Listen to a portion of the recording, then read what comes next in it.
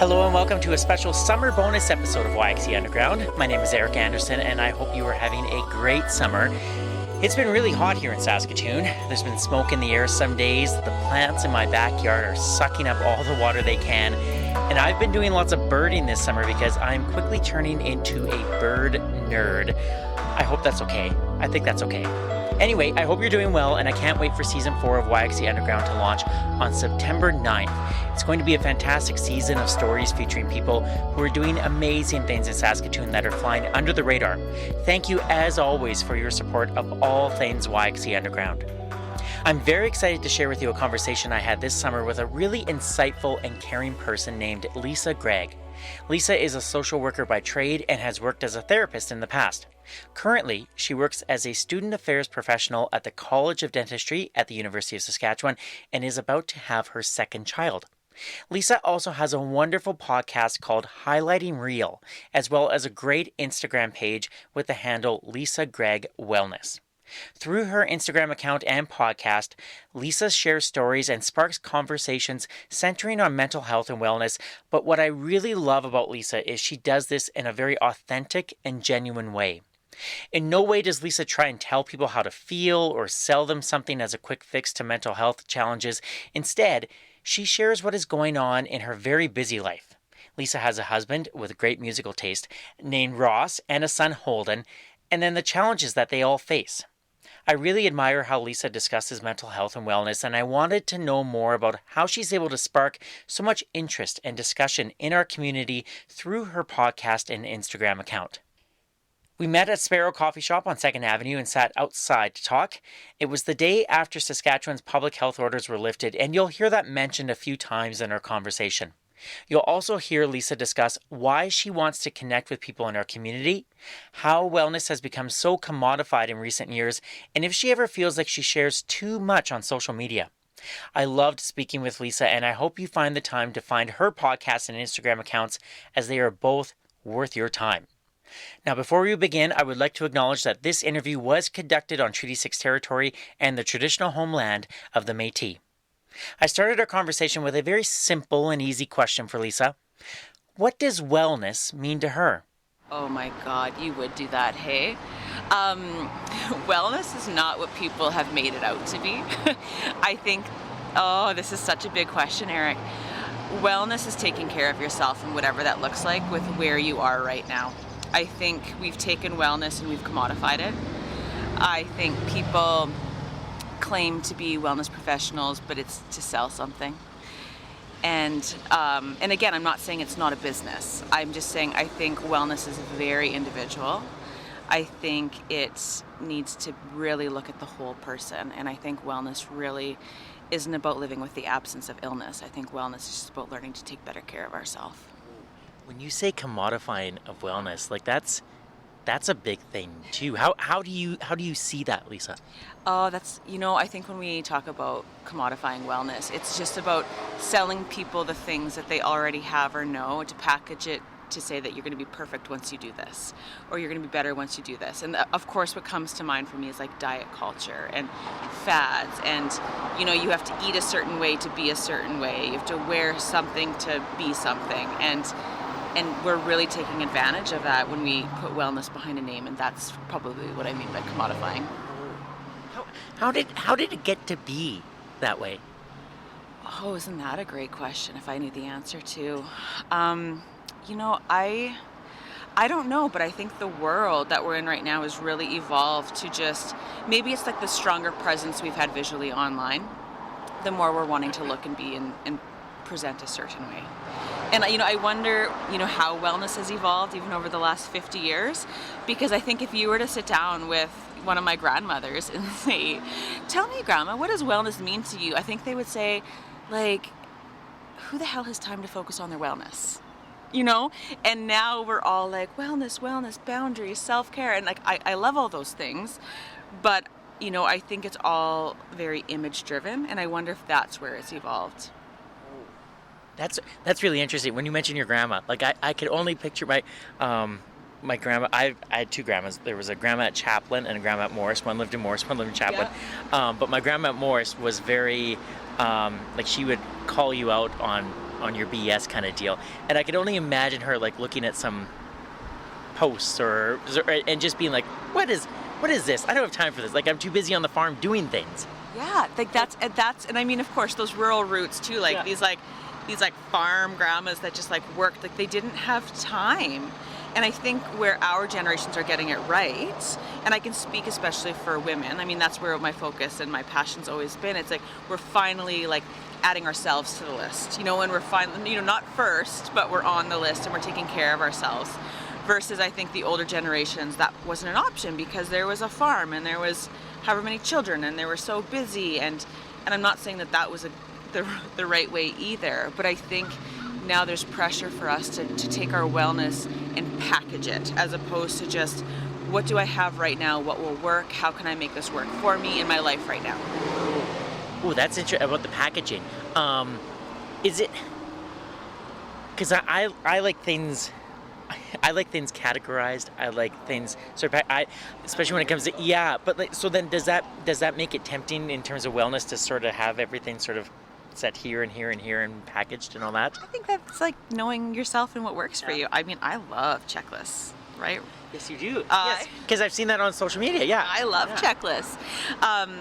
But I think it's about what's your intent. I think that's the question that so many of us have to go back to when we're doing something, like what's our intent? And is our intent to take better care of ourselves? Is our intent to make our quality of life better? Or is our intent to be something that we think we'll be better off? You know, a better version of ourselves, because it's like when I accomplish X, then I will be this. And I think so, you know, so much of what my wish for people is that like, just be who you are right now. Like that's enough. You know, it doesn't mean we can't strive to be the best versions and improvement and stuff, but there's like this chronic seeking for more all of the time. And I think we're losing out on like right now. And that's probably where the mindfulness has really started to come in. You mentioned the word intent. And so I'm wondering where your intent was, especially during the pandemic when we're at home. We're we can't go out and do all the things that we normally do, but for a lot of people it was a time of like, you know, maybe slowing things down, reflecting. And this is when I first really came across you on Instagram and all the I think great things that you do just to make people think about wellness and think about mindfulness. Why did you start to do that, Lisa? Like, I think I would be lying if it wasn't just a creative outlet for me. You know, I think first and foremost, like I enjoy it. That's why first and foremost why I do it. It's a creative outlet. And I think second of all, it's just, this is the stuff that swirls around in my head, so why not share it? You know, like it's like I'm thinking about it. This is what I struggle with. This is what I find helpful. Why not share that? And I think, you know, working, like I've worked as a therapist, and it's like, you know, you sit and you listen to people's problems and they often have the solutions themselves anyway. But it's like, why withhold my own struggles? Like, right? Like, why not share that? And if one person can be like, hey, I'm going to try that, that's helpful, I mean, perfect, mission accomplished. I want to get to that in a minute, but can you first, as a loud tractor goes by us,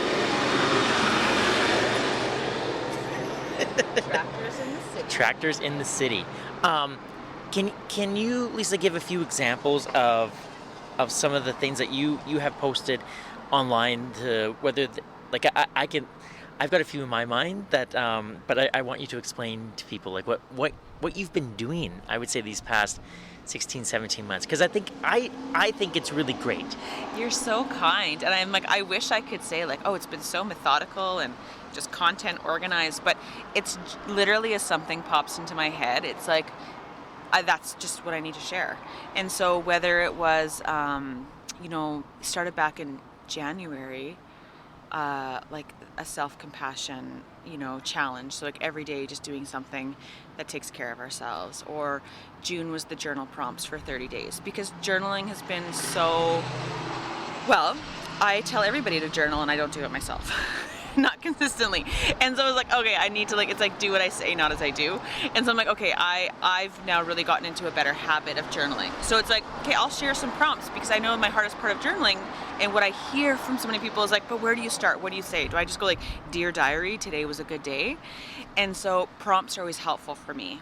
And I think that comes with like, we are such perfection seekers. So we want to even make sure our journals are saying the right thing. And I mean, I'm obviously projecting because that's me. And so it's like, okay, a prompt can just give us a starting place and then we can go from there. So I'm like, if people find that helpful, great. I will share what I'm doing anyway. And so I teamed up with my cousin and we did that fun little project together. And then other than that, like it's just been sharing different events and activities and just like things that come up. If they just like literally will pop in or they present themselves and I'm like, oh, that's ruminating in my head. So I need to get it out and maybe it's because more than just me need to hear it. With the journaling, because I used to journal and I don't anymore, but for a while there I did and I really enjoyed it.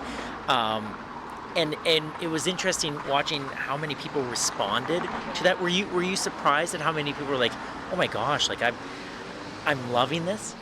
Yeah, it was like a little reward, It was like that like hit of endorphins when people would be like, hey, I'm doing this, or like some people stuck it out the whole 30 days. Some people fell off the bandwagon and jumped back on, but I just like the way that some people who maybe didn't journal thought about it in a different way, that, oh, okay, there's a different approach to this, or there's a way to make it easier for myself, or, okay, so maybe how I've been doing it hasn't worked for me. But, they're learning that it helps, and it does. Like, it really does help. Okay, so tell me how it helps. I had a colleague one time that summarized it best, where she said sometimes journaling takes the emotional and makes it rational for us.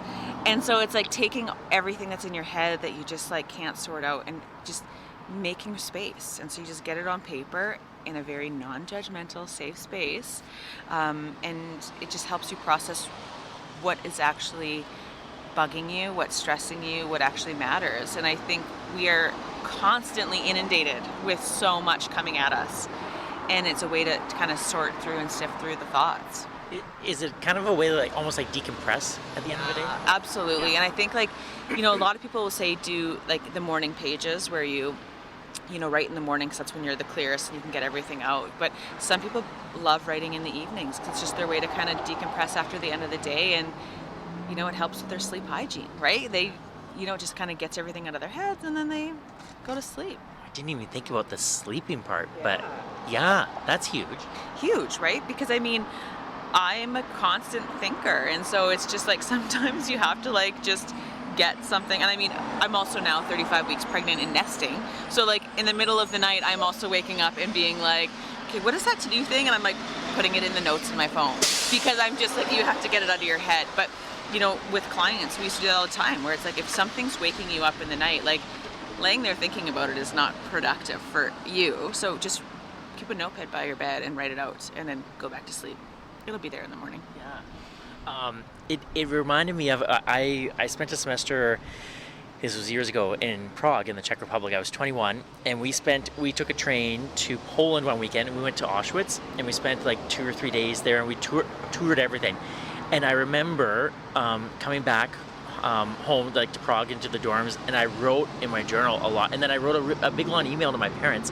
The sad thing is I lost that journal. I don't know where it is, but I found that it was so beneficial just to like you say, like rationalize what I had just seen and felt like over 2 days. So yeah, like even though I didn't do the 30-day challenge, but it just sort of gets you thinking, doesn't it? It does. And Eric, I didn't complete the 30-day challenge, and it was my own. Like, there was days where I was like, oh man, but it just gets you thinking. So it's like, even if you create that time for you to just reflect, how many of us, me, wake up in the morning and you grab your phone and then you're scrolling and then you're, grabbing some breakfast, drinking some coffee. If you've got kids, you're getting them up. Like, we just don't stop. And so it's like, if you find a way to just take a pause and just think about a question, that's already more that you're doing for yourself. Yeah. So I was also thinking about it too this past weekend.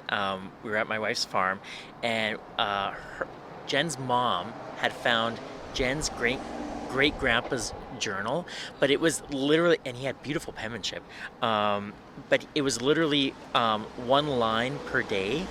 And it was like, April 14th, cleaned horse's teeth, did this with plow, that like moving like, and then the next day, because it was like 1925, but it was such an interesting historical record. But I just thought it was neat. Like he took one line and then just moved on to the next day. Like he summed up his whole day in one line. I don't know if we could do that now, but I just thought that was really cool. Like, how fun to like get a glimpse into that, right? Yes. Like, and to see that, but like the joke, and I don't know, there's like a term, it's like dustadning, and it's like Swedish death cleaning, and they talk about this practice of like, obviously like not like at end of life, but just like going through your things ahead of time and determining who gets what while you're still very much alive. And a part of that is like creating this basket or bin of things that like can just be thrown out in a way, so just to give people permission that like just because it was sentimental to me doesn't mean that you have to hold on to it forever, if that guilt, right? And I'm like, oh yeah, like my journals would go in there. I don't want Holden like going through my journals to be like, what was mom thinking, or like, oh snap, like she was mad at dad yesterday, right? But could you imagine like, like the thought of like some of your like deepest thoughts, like your children sitting around the table and being like, check out what grandma had to say. Grandpa Eric had a crush on this girl when he was 20. Yeah. Had a crush on this girl. That is kind of right. weird. I mean, it is funny because like you said, like her great grandfather like talked about plowing and work and the horse's teeth, but I'm like, oh, what would we say? Like, oh, I know. It's different. Yeah. It really is. Can you also explain too, we're recording this the day after, so it's July 12th right now, and yesterday was the day that apparently not the pandemic's over, but in Saskatchewan, restrictions lifted. There we go. Thank you, Lisa. Yeah. But you did a really interesting post yesterday that definitely got me thinking. Can you explain a little bit about it? Yeah, so of course, like waking up on the day that the world was supposed to change in Saskatchewan, but it's like, went to bed, woke up, it's the same thing. And the numbers are still the same, but we can save that for another time. But I wanted to reflect on it because it was sitting with me, and a practice that I always did when I did grief and bereavement support and therapy that I learned from a mentor of mine, Marlene, was finders, keepers, losers, weepers. And it was just simply reflecting, as we've gone through these 16 months, to me, it would be such a loss if we didn't reflect on what we keep with it, what we take with us, what we grieve through all of this. And so just creating that space to, again, reflect on what that is. So, finders, like, what is something you learned through these last 16 months? Keepers, what's something that you're really going to take with you? And maybe that might be a behavioral change or a habit that you got into, or just talking more with people at a distance, because we've all had learned how to connect virtually and via Zoom. Losers being like, what's the thing that you no longer have space for and you want to get rid of? And then weepers, where I use that is like, I think there's been so much grief this past 16 months, and not death loss, just losses, loss after loss after loss. And, it's Dr. Dan Siegel says that you have to name it to tame it. And so it's about like, name it, give yourself that time to really acknowledge, like, what have you lost in these last 16 months? Because pretending you didn't is not helpful for you either, and you have to sit in that. And so just that reflection to really go through, like, what has this last 16 months been about? I think we've all been in surviving mode, and we need to reflect on that before we can really move forward in it. When you were thinking about that, like, did you do that yourself? I did. Yeah. Because again, and I shared some of them even in my post, because I think it's so unfair to say to people like, hey, think about this, do it. But I'm not going to. Like, as my Lord and Savior Brene Brown says, but it's like, vulnerability is the birthplace of connection. So it's like, in some ways you have to practice what you preach. And so it's like, I'm not going to ask people to share but withhold my own thoughts like all of the time. And so a big thing for me was sharing, just a few of my own and what that looked like. Is that ever scary though for you, Lisa? And not just like in something like that, but you've been so open, like not only on the podcast, which we'll get to in a minute, but like with all the social media posts, like like, you are being vulnerable, but in a very like public way. Is that scary at all? Oh my, yeah, I hate vulnerability. Like, I hate it. Like, What do you mean? What do you mean you hate it? like, can I just say I'm learning? Like, I've really learned how much better it is when you express yourself. And like, I too, like, am a reforming perfectionist where like, there's nothing wrong with failing and sharing the struggles. But for a long time, it was like, I wanted to present as a certain way. And like, that is not helpful. Why did you want to do that? I'm surprised by that because, you know, I guess this is the first time we've met, but I've only known you sort of in an online way as someone who is very open and very vulnerable. So it surprises me that you always weren't that way.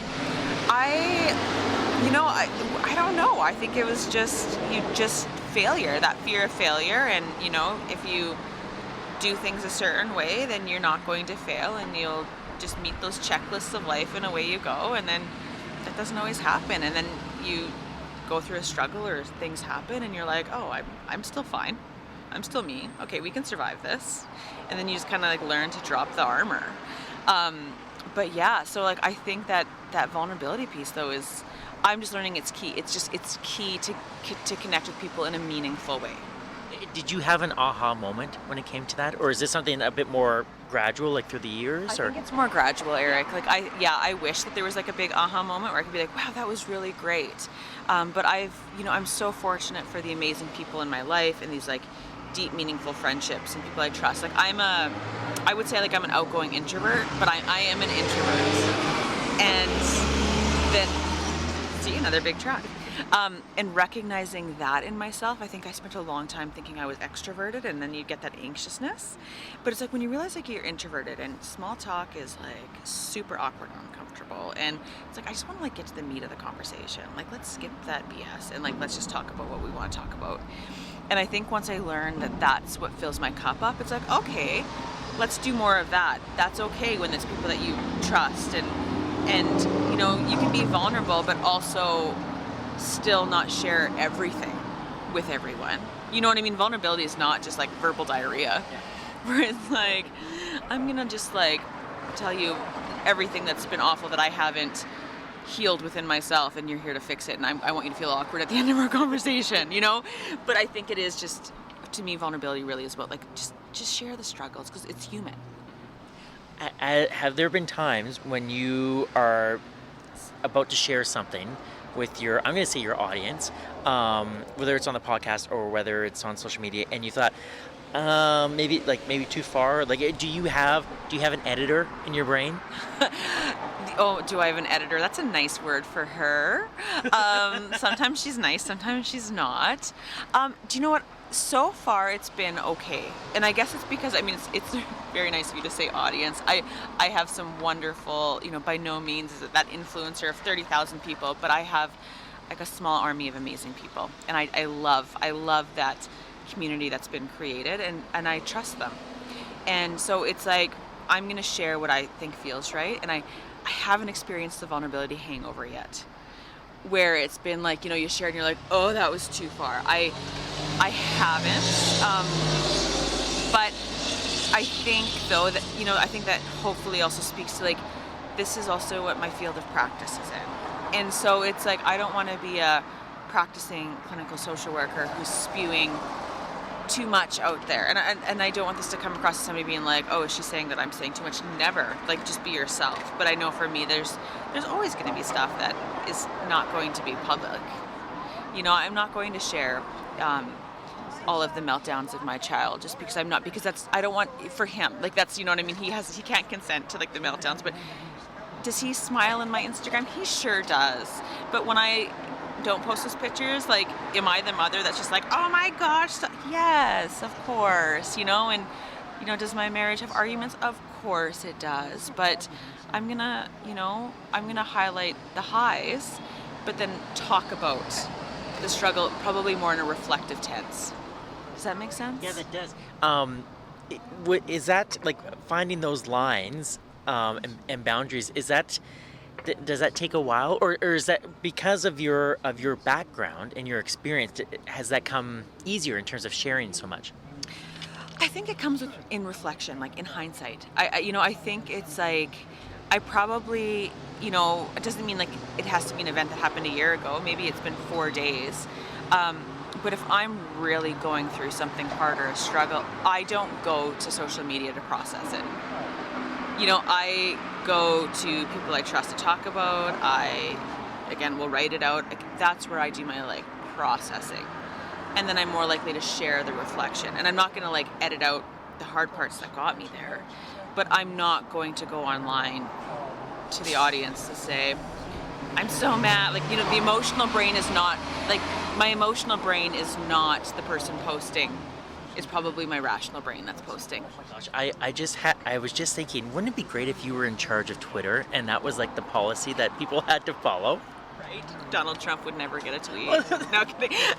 But if people, because so much of a lot of our sharing is so emotional, it's like, when I'm watching, once the Riders start playing again, when I'm going to be like, what was Fajardo doing? That kind of stuff. Or like when I watch hockey or basketball. But yeah, and obviously this stuff is more serious, but that's so interesting. Yeah, that you process it, and then when you're ready, you reflect on it. And like, let's not kid ourselves. I mean, thanks to Facebook Memories, it shares with me like what 22-year-old me thought the world needed to know. Like, Lisa is so ready for a fun night tonight. Like, who cares what she was doing? But like, it's so funny, and I'm like, oh my god, like, what a terrible online journal that is. Oh, Eric from 12 years ago, Facebook Memories is just, I wouldn't hang out with him at all. Well, I mean, like, Lisa's a bit of a hot mess. Like, I'm looking back and I was like, yeah, she had a good time. Like, good thing she wrote it on Facebook. She probably has no memories.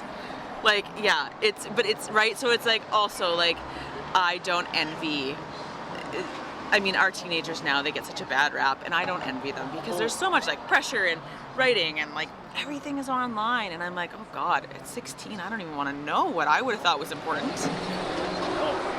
Oh gosh, no, not at all. Yeah, thank you for saying that. I'm gonna think about that a lot. Yeah, that was nice. I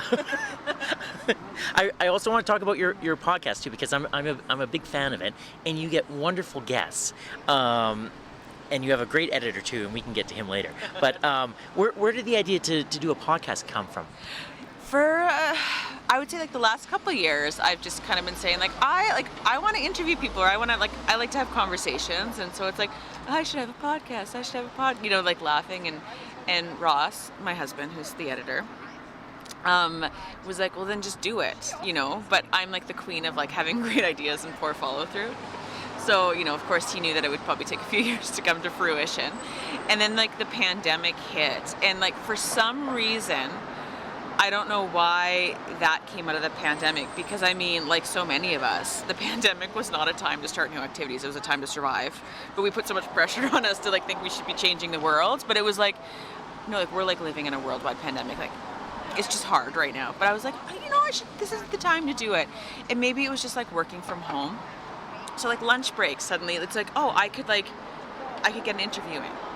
And it became like convenient and very like doable in my head. That doesn't, like that's probably like the practical part of my brain was like, you can do this. And then it was like, okay, like who would I even like interview, and who would want to even talk to me? And it's actually Ross who's like, well, just email people, just ask. Like, I'm like, well, I'm fine with rejection. Like if they say no, like I'm not going to be like, oh, never do it again. And so it was just coming up with a list of people and reaching out, and I was like, they were saying yes. And I'm like, oh wow, okay, I have to follow through now. You gotta do this. I gotta do this. When you came up with your list, was there a common theme amongst those people? And is there, how would you describe the focus of the podcast? Oh, good question. Okay, so there is not a common theme, other than what I learned was like, all my conversations so far, like my first season and even going into now my second season, are all women. And it's not about, I'm happy to talk to them, but that just seems to be like where my conversations are taking me right now. So it's very, very female identified focused. And so it was just like, who did I think I connected with? In the sense of like, what do I love what they talked about? Who can I reach out to?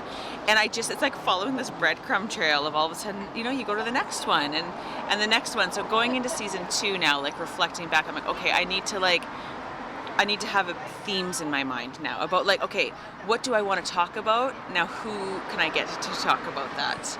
Versus before, I think it really started with the person of like, okay, who's someone I can talk to? Okay, now what can we talk about?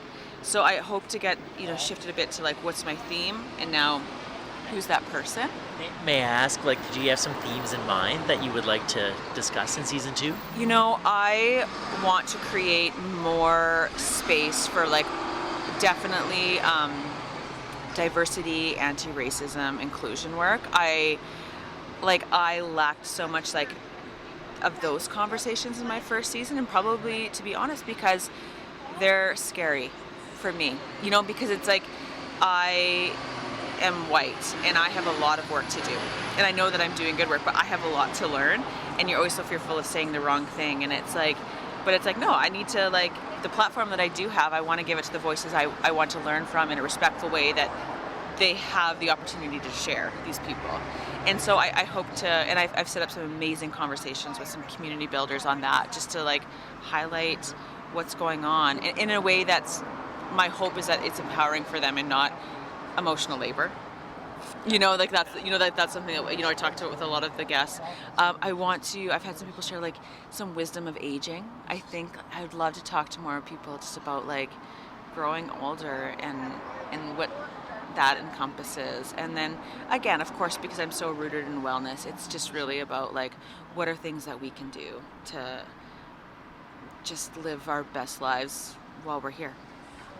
When you first started doing this, did you find that because of your background and being a therapist in the past, were you comfortable with asking lots of questions? That was a well-timed honk of the horn. That was some encouragement. That was. I didn't know what I was doing. Like, it was just like, I have no problem asking hard questions. I have no problem leaning into, when you kind of pick up on those moments of like, tell me more, right? Like, or you notice the pauses, like those subtle little things you can notice. And it's amazing because it's all been on Zoom, because that's just where I've set it up and done it, and for ease.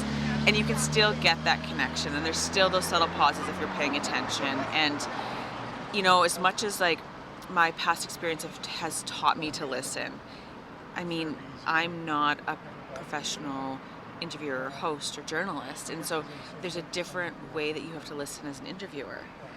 Tell me more. I'm curious about that, because we took interviewing classes at journalism school, and a lot of it was on active listening. But I'm curious, like, because you don't have that background, and yet you obviously know what's important. So how does that differ for you?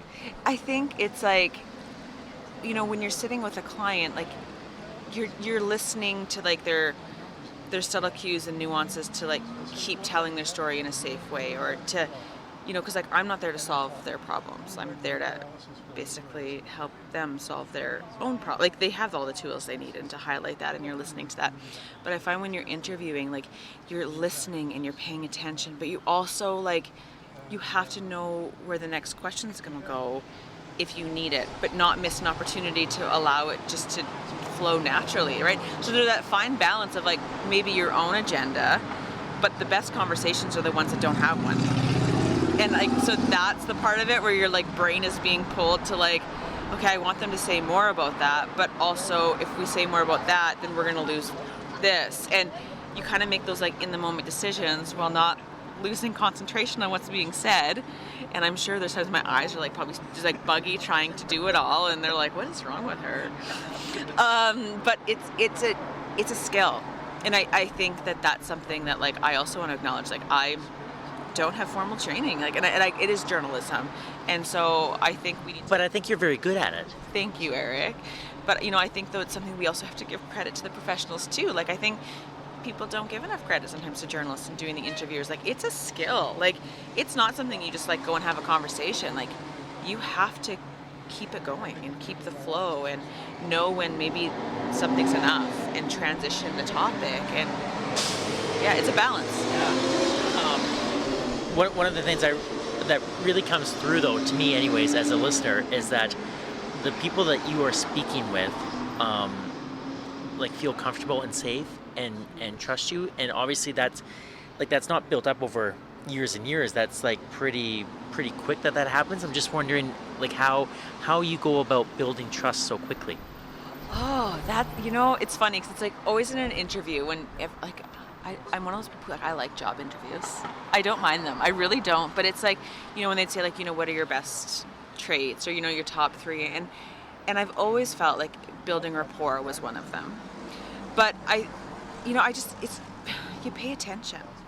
Like, I just think when you pay attention to the person, you can see what lights them up or maybe where they're more uncomfortable, or again, giving them the first question you're going to ask ahead of time is just a way to like, just let it go a bit. Or if someone's more anxious, I'll give them an interview overview. I'll just say like, this is kind of the areas, but like if we go off topic, by all means, we go off topic. Like there's nothing there. And I think I just know what it's like to deflect the guard a bit, right? Everyone wants to do a good job.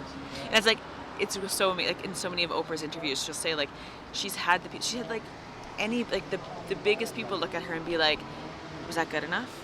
She's like, was that good enough, Dr. Maya Angelou? Like, was that, yes, that was exceptional, right? But like, people just want to do good enough. So I think it's like, when you put them at ease at the beginning, where it's like, this is already great, so let's just have a conversation.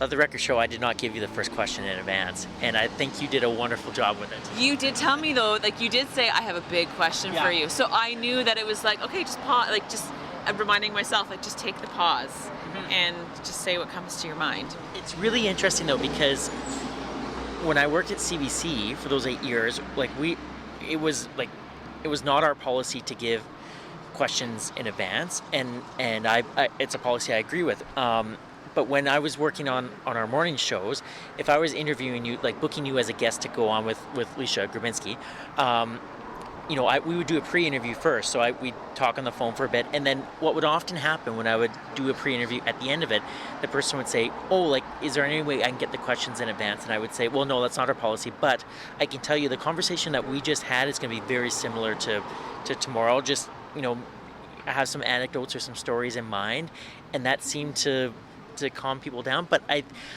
do think there's more leeway in a podcast, because there's been a couple times this past season where I've, the guests have said, I'll do this, but I'm anxious or I'm nervous, and I gave them some questions in advance where I thought, okay, here's where it might go, and then when we do the conversation, I maybe touch on 2 of those, but I think just it calmed the anxiety a bit. I think that helps. It does. People want to be prepared. People want to do a good job. People don't want to look stupid. Yeah. And, they want to come across as the best version of themselves. And I think that that's totally fair. But it's true. Like, yeah, I can give you the questions, but, we may not stick to them.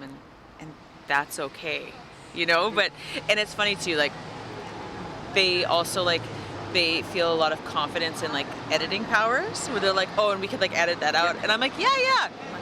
You're like, okay, no, we want to keep that. Yeah. But just knowing that it's not live. Yes. Right? Because it's true with CBC and having done a couple interviews, you're right. That pre-interview is the most calming experience. And it's like, okay, now I know what it's like. But the moment that you go live, you're like, oh no, like this is the time where I'm going to like say the wrong thing, or I'm going to mess this all up. And that performance anxiety takes over.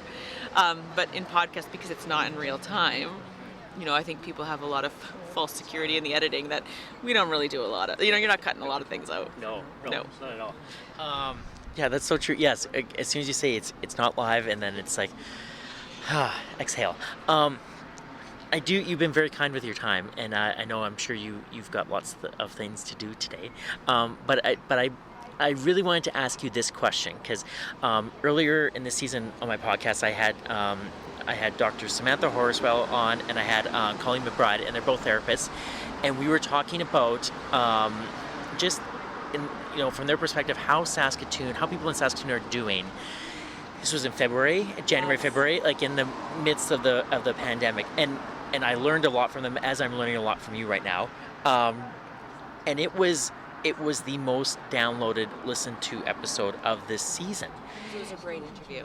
Oh, well, thank you. They were amazing.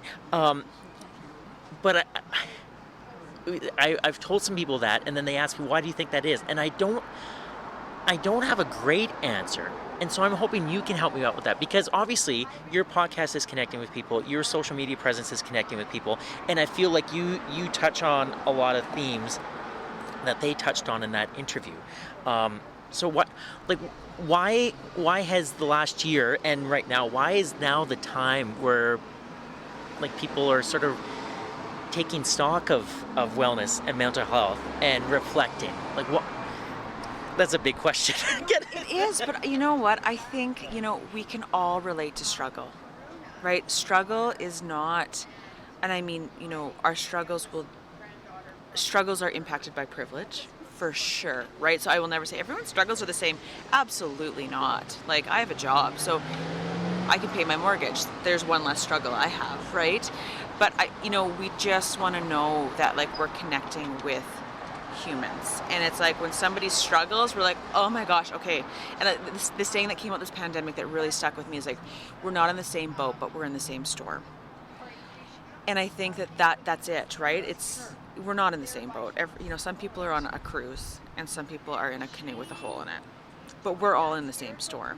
And I think that conversation that you had on your podcast, it was just acknowledging hard. And I think we don't talk about hard enough. And I think everything can get colored in, like, a term that's really taken off is that toxic positivity and just stay positive and things. And it's like, with a lot of our, social injustice movements that have happened, we're really talking about inequities more than we have in the past. And we're acknowledging struggles more than we have in the past. We're acknowledging barriers and equity-seeking individuals. And I think that those conversations are just creating these connections with people being like, okay, we need to start talking about the hard a bit more. And we can also talk about the good, right? It's like I always say, we can be both and. It's not one or the other. You can't, just because you talk about negativity doesn't mean you're also positive. You can be both. But we need to start acknowledging both. And I think when we talk about mental health and stigma and struggles and barriers, I think it gives people that permission to be like, okay, I can talk about myself too. That was a really wonderful answer. That was. I'm so guilty of toxic positivity too, especially within my home. And sometimes my wife just says, you know what, like, just say, oh gosh, that sucks, Jen. You're a fixer, Eric. This is like the couples therapist. I'm like, you're a fixer. That's, what? And I mean, I don't want to be stereotypical, but I was like, a lot of men are fixers. And Ross too, he'll like come in with all the solutions. I'm like, no, Ross, I don't actually want a solution. I just want you to let me like sit in the suck. Like, I just want you to be like, oh, babe, that sucks, and not give me the quick fix. Like, I just want to have a pity party for a bit. Yes, I do want to fix. It's great. How lucky, you know what I mean? It's great, but it's normal. You're so normal. Normal. We love to fix. Maybe we're gonna end this before this turns into an Eric therapy session, which will go many more. It was such a privilege to meet you finally, because I do feel like I know you a bit, and yet this is the first time I met you. But I think you are doing wonderful things in our community and beyond, and I can't wait for the second season of the podcast. And you have a baby coming, and I hope everything goes well. It was just nice to meet you. Oh, it was so wonderful, and I've been so enjoying your podcast, Eric. It's such it's good company. Thank you, Lisa. Thank you.